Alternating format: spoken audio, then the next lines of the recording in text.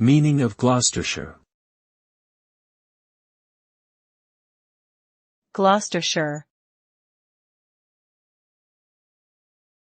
Gloucestershire. Gloucestershire. Gloucestershire.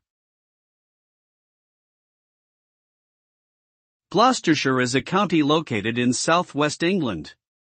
The name originates from the Anglo-Saxon period and is derived from the Old English words glowen meaning glowing and Cester meaning fortress or town. Thus, Gloucestershire roughly translates to the Shire of the Glowing Fortress. The county is known for its picturesque countryside and historic towns, including its namesake city of Gloucester, which is famous for its cathedral and association with the author Beatrix Potter.